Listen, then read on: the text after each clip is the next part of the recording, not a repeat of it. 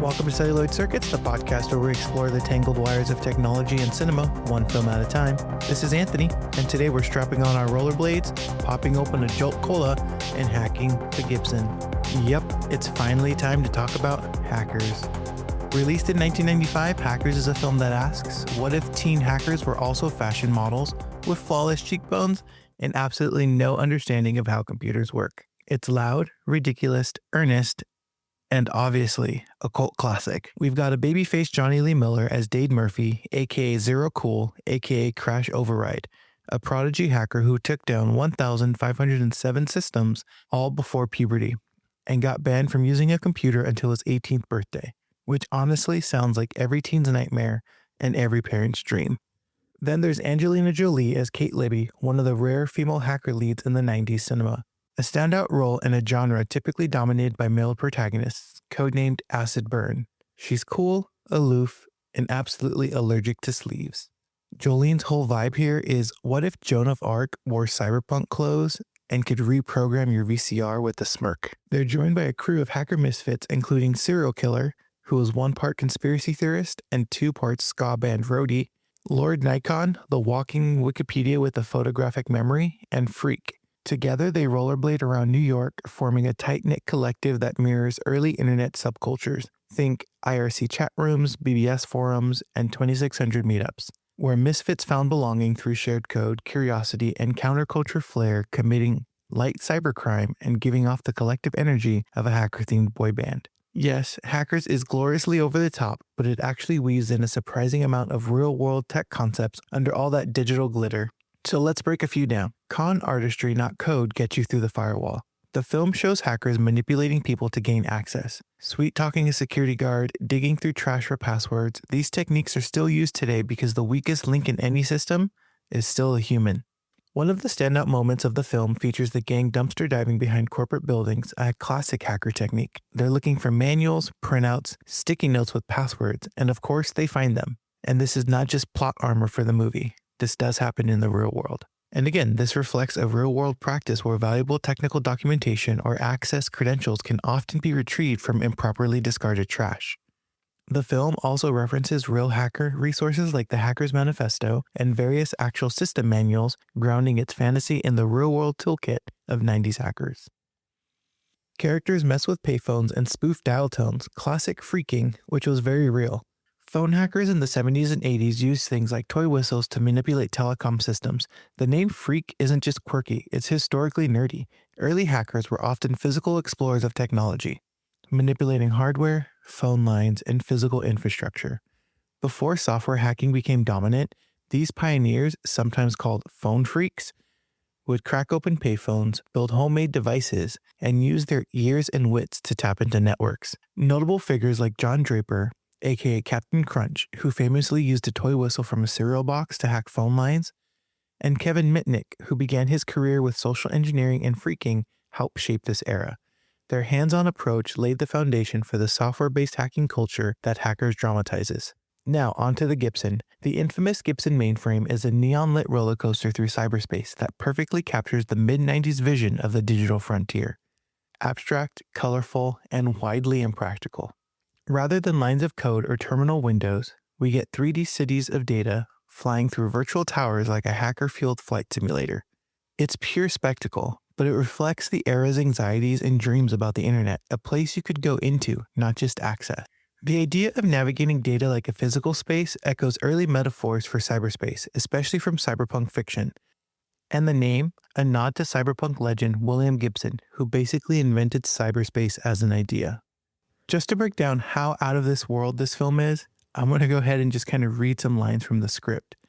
So in the end of the film, there's this whole hacking scene, and we get all these computers filled up with the Cookie Monster saying, "I want a cookie, give me a cookie now." And so these are the lines following that. There's a new virus in the database. What's happening? It's replicating, eating up memory. What do I do? Type cookie, you idiot. I'll head them off at the pass.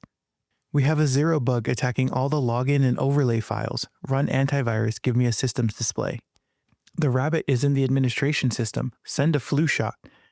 Rabbit, flu shot, someone talk to me. A rabbit replicates till it overloads a file, then it spreads like cancer. That's just how out of this world this movie was. I mean, it's great, but just out of this world. And at the end of this hacking scene, of course, it's all of the hackers that get arrested. That they're the ones that deployed the Da Vinci virus, which in reality it was AKA the plague, which is the antagonist of the film. And a simple solution, logs.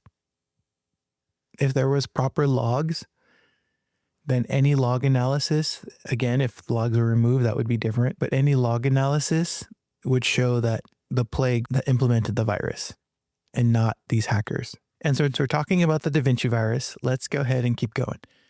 The Da Vinci virus in hackers is used to cover up corporate theft and threaten real-world disaster. In the film, they use this to capsize oil tankers.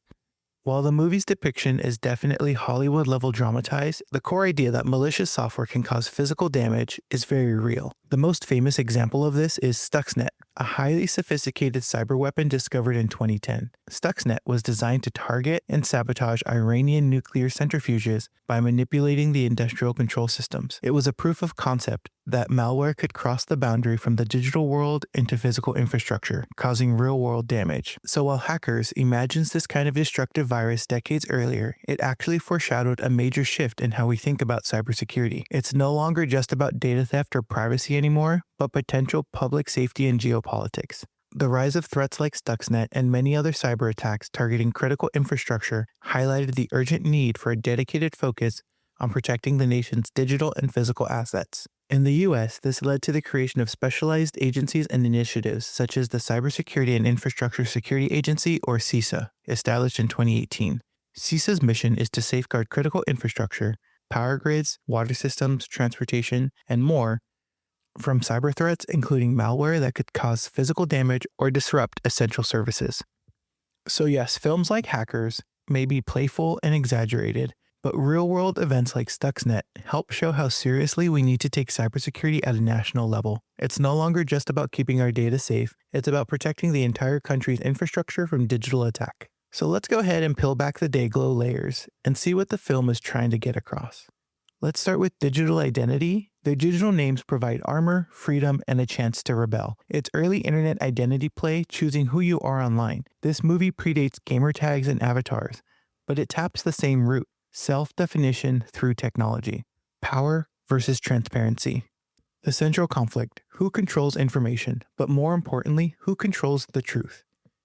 When someone's life can be easily changed with the clicks of a few keys, as when the plague tries to blackmail Johnny's character by giving his mom a rap sheet, or when the plague, again, tries to steal millions of dollars and then hides it, the heroes want to expose the truth.